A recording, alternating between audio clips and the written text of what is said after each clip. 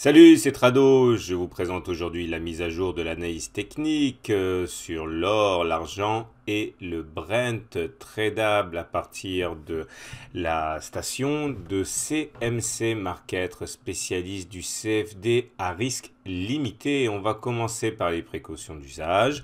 Il ne s'agit que d'une analyse technique qui ne tient pas compte des fondamentaux. Ce sont les fondamentaux qui doivent vous inciter à acheter ou à vendre. L'analyse technique n'est là que pour vous donner des indications complémentaires sur le timing, les points d'entrée et de sortie optimaux. Alors, on va commencer par l'or en unité de temps mensuel, chaque bougie correspondant à un mois de cotation. Nous sommes donc ici.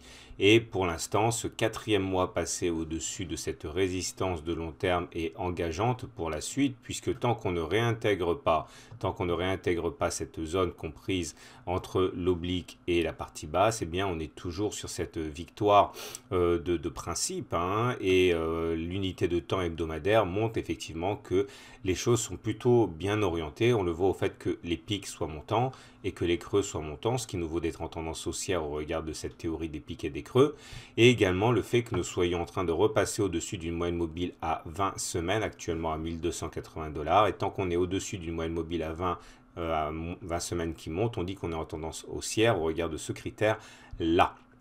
Alors, un point de vue un petit peu plus mitigé avec l'Ishimoku, puisque ce qui importe pour l'Ishimoku, c'est la situation vis-à-vis du nuage.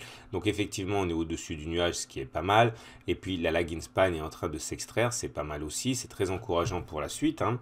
Néanmoins, l'orientation du nuage est toujours horizontale, comme ça. Donc ça veut dire que la tendance n'est pas encore haussière pour l'Ishimoku. Peut-être que c'est pour d'ici quelques semaines. En tout cas, les conditions commencent à se mettre en place avec la lagging span qui sort également du nuage comme les cours l'ont déjà fait il y a plusieurs mois. Regardez maintenant d'un point de vue purement graphique où on en est. On peut considérer que globalement les évolutions se font à l'intérieur d'un trading range compris entre 1130 $ et 1350 $. Les 1350 ont été jusqu'à présent infranchissables. Il y a eu beaucoup de tentatives qui n'ont pas réussi à mettre tout le monde d'accord, bien au contraire, puisque des attaques baissières ont eu à chaque fois qu'on s'est rapproché des 1350. Mais on a également une situation où on fait des oscillations à l'intérieur de ce grand canal orange. On pouvait penser que l'attaque baissière pourrait nous amener jusqu'à 1250 $, à savoir le bas du canal orange.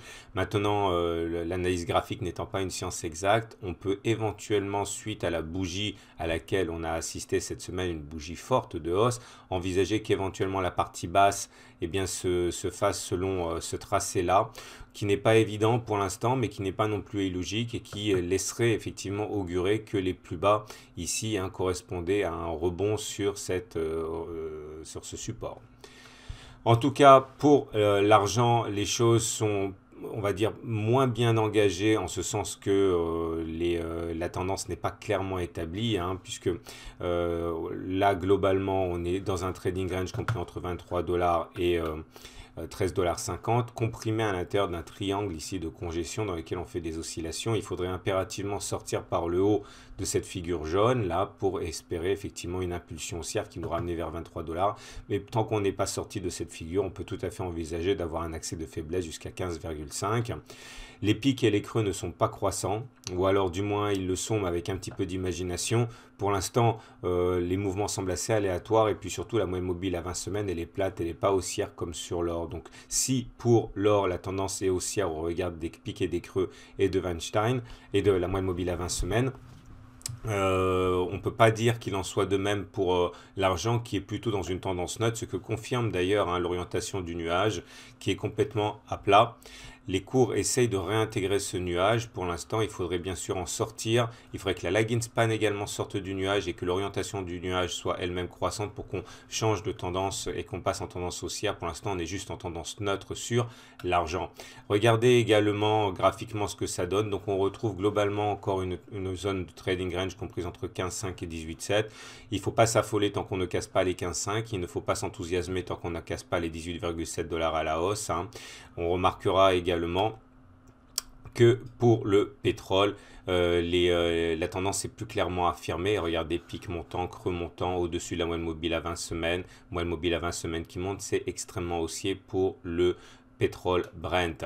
D'ailleurs, le nuage qui a été pendant un moment horizontal devient maintenant ascendant, c'est très très clair, ce qui montre bien les bonnes velléités du Brent.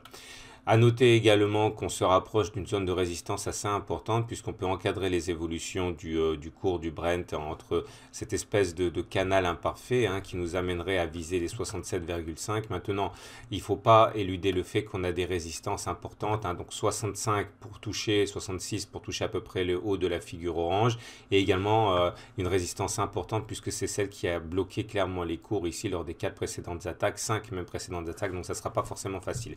Donc même si encore une fois, graphiquement, on peut se dire qu'il y a du potentiel pour la hausse. Il faut se méfier quand même parce que on est monté très très rapidement, pas progressivement du tout. On n'a quasiment pas eu de consolidation et on peut se poser la question du timing pour une entrée maintenant.